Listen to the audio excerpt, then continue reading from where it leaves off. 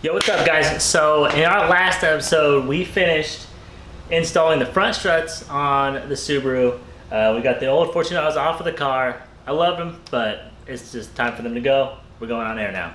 So in today's episode, I'm going to be removing the rear struts, installing the new airlift struts. So we already got the cord on this one. And then that probably shouldn't take too long. So depending how much time I have, I will be starting to do the wiring for the power from the battery to the back of the trunk. It looks like it's a beast, but I think I'll be able to get it all figured out, and I'll try to get as much video as I can for you guys. Let's get right into it.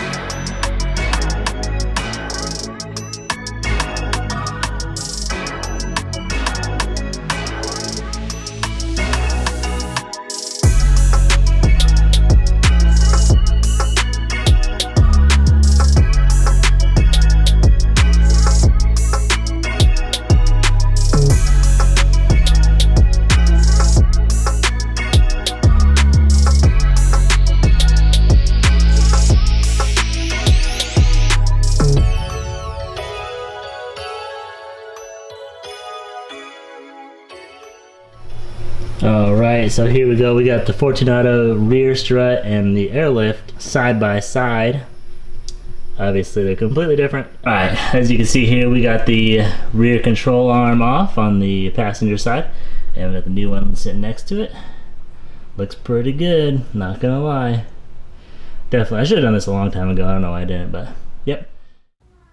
Keep in mind when you're installing these rear struts, you want to install them with the leader hose facing towards the inside of the vehicle. And you also want to make sure you have enough threads inside that little column to where they are showing through the window. You'll be able to see it, that little hole right there. If you don't see the threads, you're going to need to adjust your rear struts down further. That way you have enough threads inside of that column.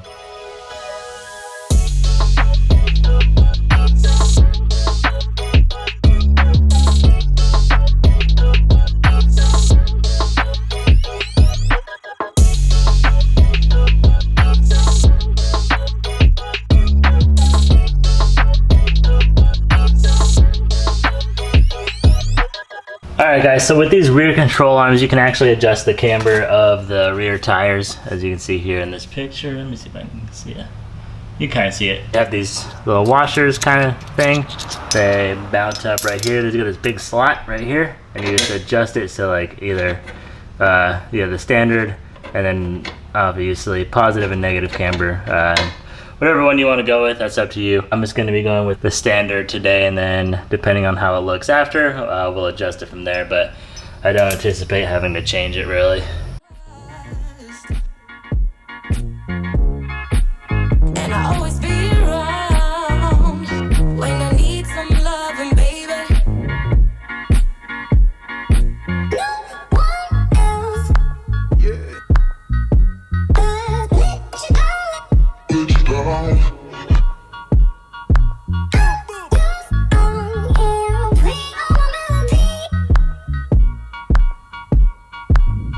my melodies.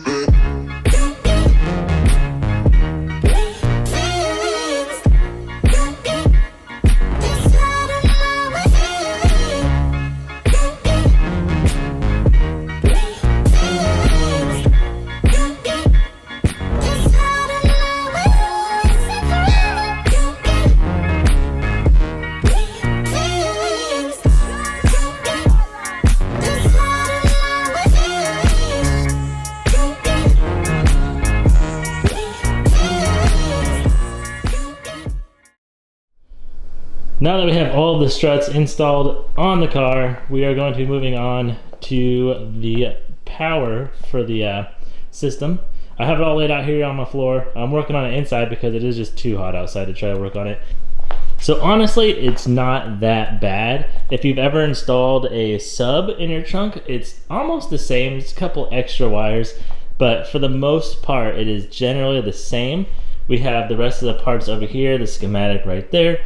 So I'm going to attach all of the connections that you need to do in the front. I'm going to do that before routing it, just because I don't feel like working outside. It's just too hot. But it should not be a problem having these on first. It might be a little more difficult to route it, but overall, it should still be pretty easy. So let's go ahead and get started on connecting all of this together. So for the wiring harness, you're going to need a pair of wire strippers and crimpers, and you're also going to need a lighter for the heat shrink.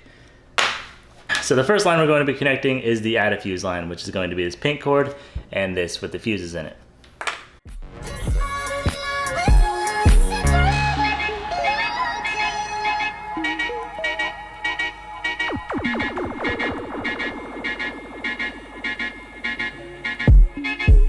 Take me to your heart.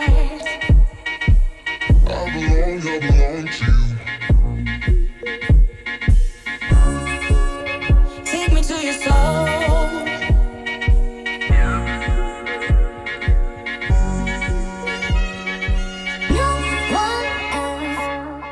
And there you have it. So that is your add a fuse all connected. I used some electrical tape to kind of clean it up. This one does not have a heat shrink, so don't use a lighter on this one.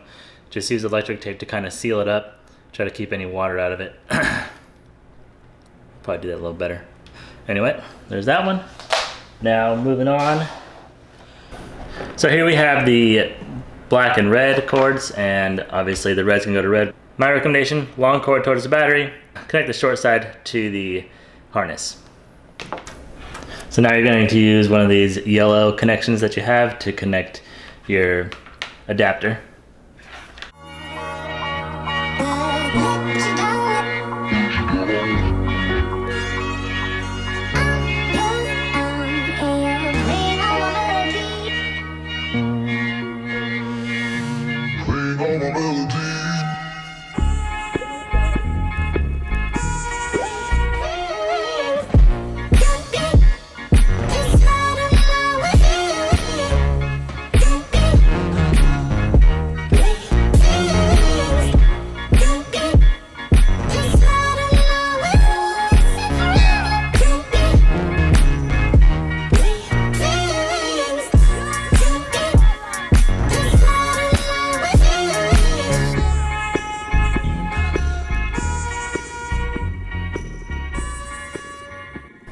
Alright, so that connection is pretty solid there.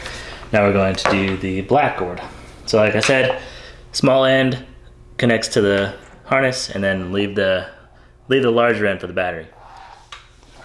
This black one connects straight to one of these little connectors. Nothing out in between it. This little black thing here, this is for your add a fuse. There's two different options for your add a fuse.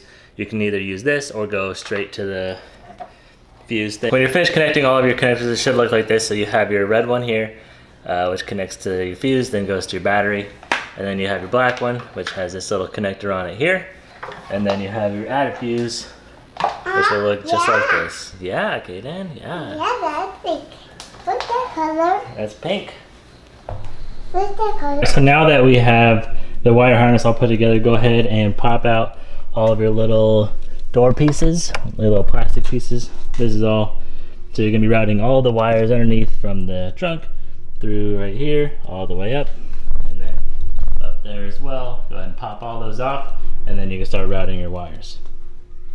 Alright, so I'm currently routing this wiring harness through the door jambs and whatnot. I quickly realized that I probably should have connected everything after I routed it, because these big pieces right here are kind of hard to fit through some of the places you want to route.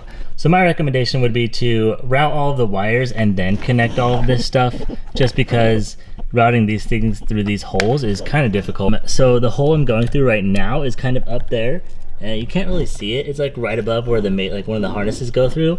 And what I'm doing to get it through there is I'm pretty much just using like a small little rope thing that I made, and I tape it to that, and then I pull it through the hole and then untape it. So that's probably the easiest way to get it through without having to go through your door jamb or whatever.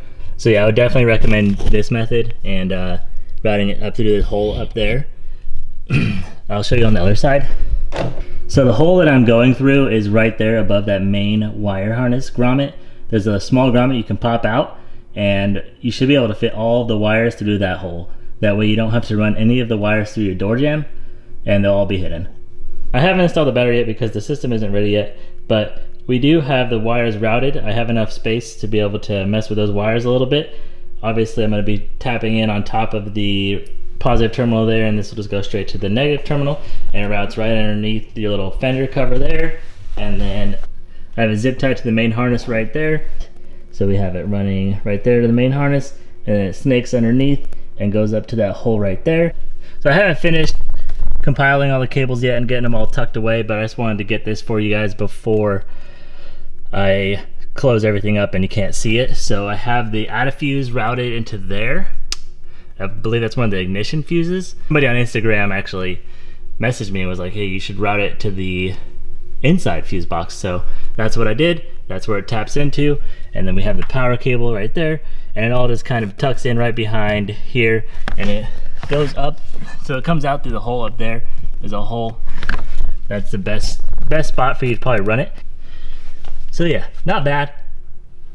Routing these, like I said, you should probably connect everything after you route the lines just to make it easier. We have a view from the back. So right there, it kind of goes underneath there and back into the trunk where you're gonna have more stuff to do back there. So I hope this video helps you guys out in deciding which way to route your wiring harness. That way is probably one of the best ways you can do it, one of the easiest ways to keep everything nice, hidden, and tucked away without having to like drill into the firewall or anything crazy like that. Like I said, put the add a fuse inside the car. That helps out a lot too. Anyway, thank you for watching, and I really want to say thank you to everybody who's already subscribed to the channel. It's crazy. I cannot believe how many people have already subscribed coming over from My WRX channel. Huge shout out to My WRX channel and his videos, and everybody that's coming over from watching his videos.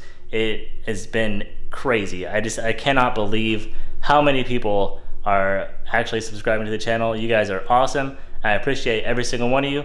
We'll catch you next time.